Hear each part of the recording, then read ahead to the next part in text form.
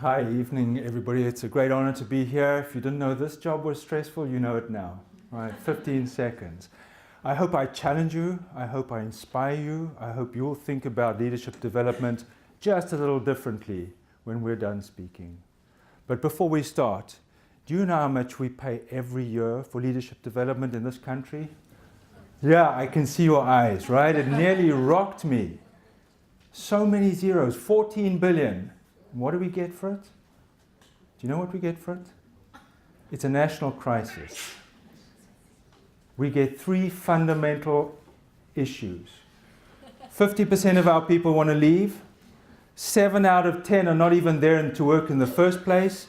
And 71% of your companies don't believe in your leadership to take you into the future. 14 billion and that's what you get? You think we've got a crisis? I think we've got a crisis. Sometimes I feel like that, right? Stick my head in the sand. That's $14 billion worth of problem. We can't do that, right? We simply can't. So what's going wrong? It's a very simple problem. If you look outside at the vast majority of leadership programs, what are we doing? We look at actions, right? Most leadership programs focus on behavior. What are the leaders doing? We want them to be doing the right thing. And so we practice doing the right thing. And because we want them to look good, we want our culture to look good, we work from the outside in.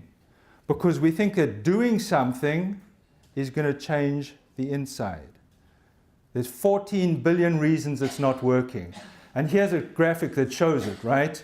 If you get a human to do something new, you get a spike in performance after that training, and then over time you get this this decay in performance. Why? It's replaced by hardwired mental and emotional defaults.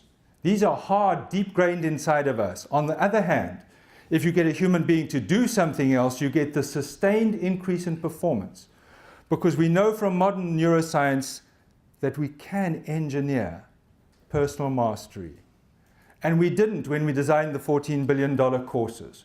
So I got interested in researching this topic of flow. You know flow? In your peak performance, when you're just rocking it, what do you experience? What do you hear? Do you know what you hear? I'll tell you what Olympic champions hear, because I've coached 3 of them to gold medals and there are 3 of them there. When they run into the Olympic stadium and that crowd is just roaring, you know what they hear? Absolutely nothing.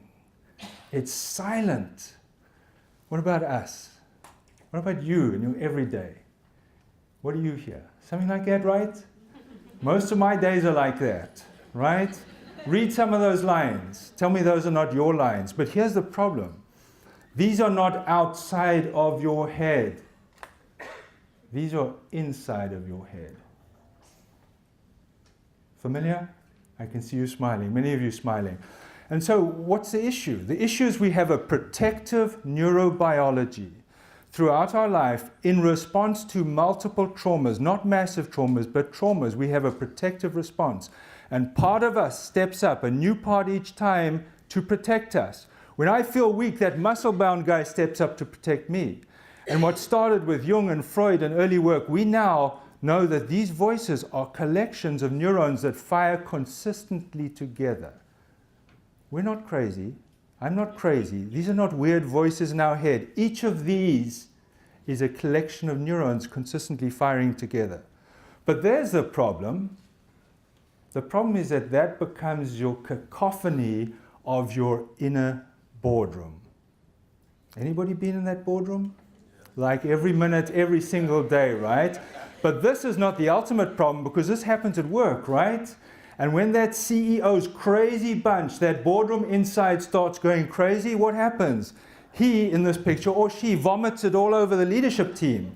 And they, you know where they vomit it, right? And then 1 out of 2 of your employees saying, I'm checked out, I'm out. You almost left before I said it, right? That's the real problem. But there's good news. Because in the same science labs, we now know today that our brain is extraordinarily malleable. We know in the right hands, we can fundamentally change the structure and function of the brain. And so courageous leaders who are brave enough to get the coaching and the guidance from somebody who understands the brain can transform that in a boardroom. But now, working from the inside out. 14 billion reasons why it doesn't work from the outside in. We work from the inside out. And we take that inner boardroom from total chaos to personal mastery. Personal mastery is when you run your brain, not your brain running you. And there are benefits for the organization. And you know what you're looking for because you measure it every day. So ladies and gentlemen, it truly is a new era. Modern neuroscience tells us we simply have to look again and look hard at our leadership practices. We have to have human beings the right thing, not doing. So I hope that I've challenged you a little. I hope I've inspired you a little. I hope you will go back and relook your 14 billion wasted dollars. Thank you for listening. And I hope you'll come to me in the break and ask me what that acronym means.